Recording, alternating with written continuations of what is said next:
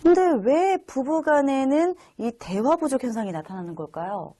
그리고 또 부부 갈등이 가정에 미치는 영향은 다른 갈등보다 어떤 영향력을 가지고 있을까요? 네, 요즘 맞벌이 부부가 늘어나면서 어떤 일가 양립을 위한 다양한 정책이 뒷받침되고 있지만 실제 생활을 보면은 부부가 함께 지낼 수 있는 시간이 절대적으로 부족합니다. 같은 공간에 함께 있는 시간에도 서로 어떤 역할 과부하 상태에서 생각의 여유, 마음의 여유가 부족한 거죠.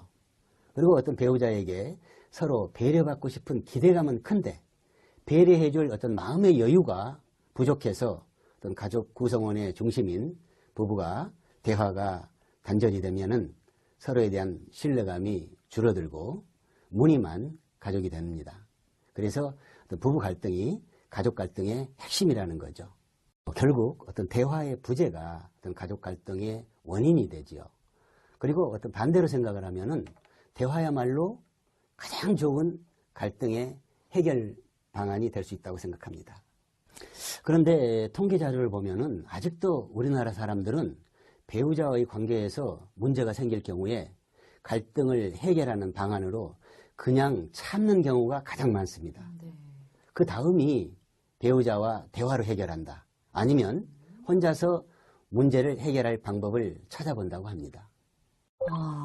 대화로 해결하는 사람보다 그렇지 않은 사람들이 훨씬 더 많다는 얘기네요. 왜 가족끼리는 대화하는 걸 좀 꺼려 할까요? 예, 실제 상담 사례에서도 보면 남들하고는 대화가 잘 되는데 가족끼리만 대화가 안 된다고 하소연하는 사례가 많고요. 부부도 연애 때는 대화가 잘 됐는데 그래서 결혼을 했죠. 근데 결혼 후 대화가 5분도 안 돼서 싸움이 되는 경우를 보면은 자기를 표현하는 방법이 너무 서툴고 상대방 이야기를 들어주는 방법이 부족해가지고 가족 언어 습관이 많이 왜곡되어 있습니다. 대화를 하고 싶은데 싸움이 되니까 긁어 부스럼 내기 싫어가지고 피하는 경우가 가장 대표적입니다. 그리고 서로 어떤 상대방의 입장을 잘 모르니까 괜한 말 해가지고 불편한 분위기 만들까봐 피하는 것도 많겠죠. 결국 이렇게 대화를 피하면요. 상대방을 이해를 못하게 되죠. 심지어는 상대방에 대해 잘 모르면서 다 안다고 착각하면서 우기게 되거든요. 결국 어떻게 되겠어요?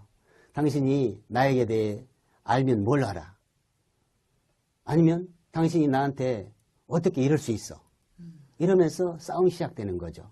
그러니까 어떤 갈등 상황에 직면했을 때 혼자 그냥 참고 삭히거나 일방적으로 해결하는 것은 가족관계 개선에 도움이 안 되고 그 후유증도 큽니다. 갈등 자체를 없애려 하거나 회피하는 것도 한계가 있거든요. 중요한 것은 대화로 해결하는 방법을 알고 있느냐 없느냐, 당사자가 함께 공유하고 있느냐 없느냐가 더 중요합니다.